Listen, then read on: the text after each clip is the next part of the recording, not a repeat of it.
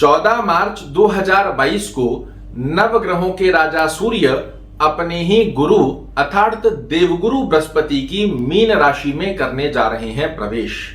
और सूर्य देव का ये राशि परिवर्तन 14 मार्च से लेकर 14 अप्रैल तक की अवस्था में मीन राशि में ही फल देता हुआ पाया जाएगा।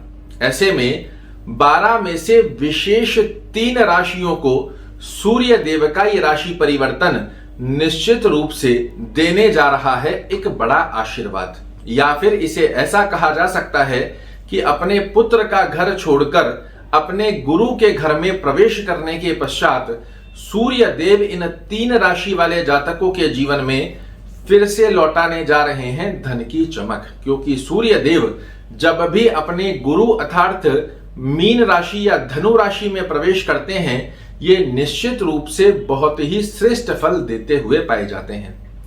यह राशि परिवर्तन बाकी राशियों के लिए तो बहुत खास नहीं माना जा सकता, किंतु 3 राशियों के ऊपर 1 महीना सूर्य देव का विशेष प्रभाव रहेगा। और जो खुद नवग्रहों में राजा का पद प्राप्त किए हुए है, वो अपने गुरु के घर में जब बांटना चालू करता है तो दोनों हाथ खोलकर बांटता है। कुछ इसी प्रकार की अनुभूति 14 मार्च से लेकर 14 अप्रैल तक की अवस्था में ये 3 राशि वाले अनुभूति करते हुए पाए जाएंगे। तो आइए जानते हैं कौन सी है वह सर्वप्रथम राशि जिस राशि के लिए सूर्य देव का ये राशि परिवर्तन या पूरा 1 महीना बहुत ही खास बनने जा रहा है। फलादेश प्रारंभ करने से पहले आपको बता दूं, ये फलादेश आपकी चंद्र राशि पर आधारित होगा। अगर आपको पता है आपकी चंद्र राशि क्या है तो इसे राशि अनुसार सुनिएगा, अन्यथा आप अपने प्रचलित नाम के आधार पर भी इस फलादेश को सुन सकते हैं। पहली राशि जिस राशि के लिए सूर्य देव 14 मार्च से खोलने जा रहे हैं सुख समृद्धि के द्वार, वह राशि होगी मित्रों वृष राशि। जी हां, वृष राशि वाले जातकों के लिए सूर्य देव समग्रह माने जाते हैं, किंतु आपके भौतिक सुखों के स्वामी हैं और जा रहे हैं आपकी मनोकामना पूर्ति के स्थान पर, वो भी अपने गुरु के घर में। अद्भुत ये योग आपके लिए बनकर आएगा। एक ऊर्जा और आत्मा की शुद्धि के चलते आपकी मनोकामनाओं को पूर्ण करते हुए पाए जाएंगे। एक अलग सा सृजन देकर आपको नई आय के स्रोत बनाते हुए पाए जाएंगे। जो भी आप कार्य कर रहे हैं, चाहे व्यवसाय कर रहे हैं, चाहे जॉब कर रहे हैं, आपकी आय में वृद्धि करते हुए पाए जाते हैं। बड़े भाई बहनों का सहयोग देखने को मिलता है। मनोकामना की पूर्ति करते हुए पाए जाएंगे।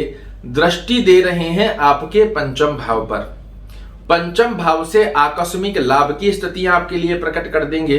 यदि आप वृष राशि के एक विद्यार्थी हैं तो विद्या क्षेत्र में आपको बड़े अच्छे लाभ बनकर आएंगे। यदि आप एक माता पिता हैं और अपनी संतान से संबंधित चिंताजनक स्थिति में बने हुए हैं, निश्चित रूप से चिंता समाप्त होगी, संतान आपको गौरवान्वित करे। इस प्रकार के योग यहां पर देखने को मिलते हैं। साथ ही गर्भवती महिलाओं के लिए भी पुत्र प्राप्ति का यह एक विशेष योग माना जाता है।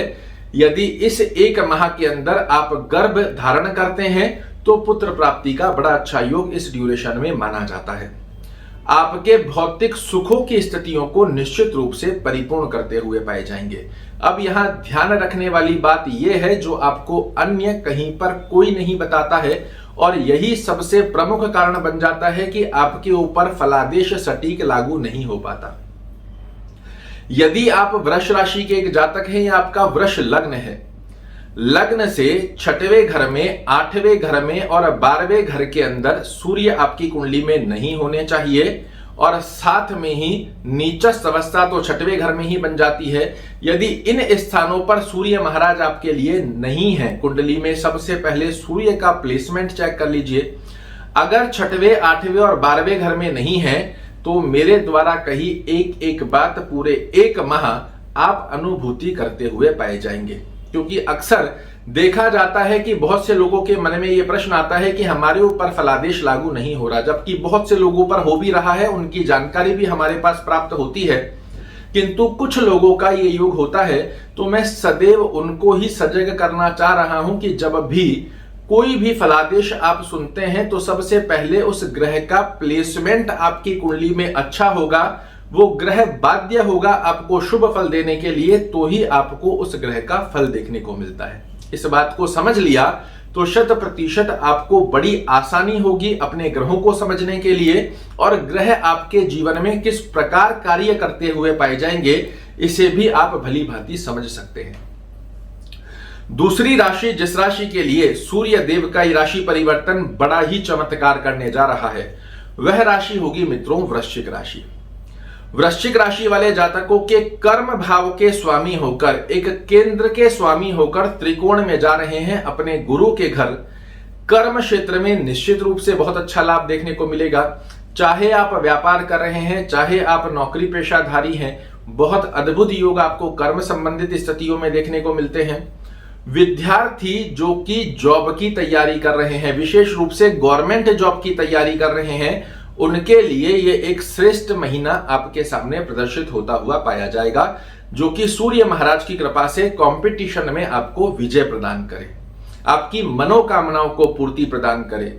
आप कोई किसी भी प्रकार का गवर्नमेंट से संबंधित कार्य यदि आपका रुका हुआ है वो पूर्ण हो, आपकी आय में स्तोत्र वृद्धि का योग देखने को मिले, एक से अधिक आय के स्तोत्र आपके सामने प्रकट हो।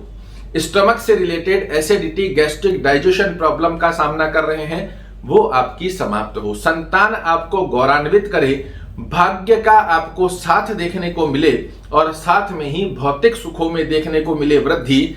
इस प्रकार का राजयोग लेकर आपके लिए सूर्य महाराज 14 मार्च से लेकर 14 अप्रैल की अवस्था के अंदर आपको करते हुए पाए जाएंगे मालामाल। बस कंडीशन को ध्यान रखिएगा, सूर्य देव लग्न से 6वें, 8वें और 12वें घर में नहीं होने चाहिए। मेरे द्वारा कहे एक एक शब्द निश्चित रूप से आपके ऊपर लागू होते हुए दिखाई देंगे। और अंतिम महाभाग्यशाली राशि, जिस राशि के लिए भाग्य के द्वार खोलने जा रहे हैं, भौतिक सुखों के द्वार खोलने जा रहे हैं, कर्म क्षेत्र में निरंतर वृद्धि का योग बनाने जा रहे हैं, वह राशि होगी मित्रों धनु राशि। धनु राशि वाले जातकों के लिए सूर्य देव भाग्येश होते हैं, आपके भाग्य के स्वामी हैं, एक त्रिकोण के स्वामी हैं, और आ रहे हैं आपके चतुर्थ भाव केंद्र में। अद्भुत ये राजयोग माना जाता है, जहां आपको पिछले समय की अपेक्षाकृत अनुभूति करवाएंगे कि भाग्य का साथ कहते किसको हैं। जहां हाथ डालेंगे वहां से सफलता का योग प्रदान होगा। धार्मिक कार्यों में आपकी रुचि बढ़ेगी। पिता का स्वास्थ्य खराब है, उसमें पुष्टता देखने को मिलेगी। भौतिक सुखों से संबंधित कोई भी भूमि, भवन, वाहन, इस प्रकार की स्थिति का कोई आपके मन में विचार आ रहे हैं, किंतु उसे फाइनल कंडीशन पर आप नहीं ले जा पा रहे हैं, उसमें आपको निश्चित रूप से सफलता का योग बनाते हुए पाए जाएंगे। जनता में यशमान प्रतिष्ठा आपको प्राप्त हो, इस प्रकार की अवस्था का योग बना देंगे।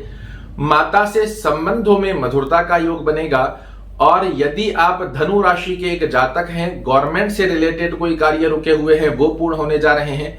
व्यापारियों को व्यापार में वृद्धि करेंगे, तो नौकरी पेशाधारियों को नौकरी पेशा में पदोन्नति का योग देते हैं। देखिए, ये वो ग्रह हैं जिन्हें बहुत सूक्ष्म समय के अंदर अपने अच्छे और बुरे दोनों रिजल्ट देने होते हैं। और यदि आपकी कुंडली में सूर्य देव की स्थिति एक अच्छी अवस्था में बनी हुई है, 6वें, 8वें और 12वें घर में नहीं है, जहां नंबर 7 लिखा हुआ है उस स्थान के ऊपर नहीं है, तो ये बड़ी कम समय के अंदर आपको बड़े ही श्रेष्ठ लाभ की अवस्था देते हुए पाए जाते हैं। इसकी अनुभूति सबसे पहले अपनी कुंडली को चेक कीजिए, सूर्य देव का प्लेसमेंट आप चेक कीजिए। अगर नहीं समझ में आता, किसी अच्छे श्रेष्ठ विद्वान से संपर्क कर सकते हैं, और उस अवस्था को यदि आपने समझ लिया, एक एक शब्द आपके ऊपर लागू होते हैं। और ऐसी मेरे पास बहुत से कॉल, मैसेज आते हैं कि ये फलादेश हमारे ऊपर सटीक रूप से लागू हो रहे हैं, किंतु जिनकी कुंडली में ही सूर्य महाराज खराब हैं, वो आपको शुभ फल कभी भी नहीं दे सकते। इसे समझना आपके लिए आवश्यक होता है। आशा करता हूं मेरे द्वारा दी गई ये जानकारी आपको पसंद आएगी। कल फिर से एक नई जानकारी लेकर आपके सामने उपस्थित होऊंगा। तब तक के लिए नमस्कार।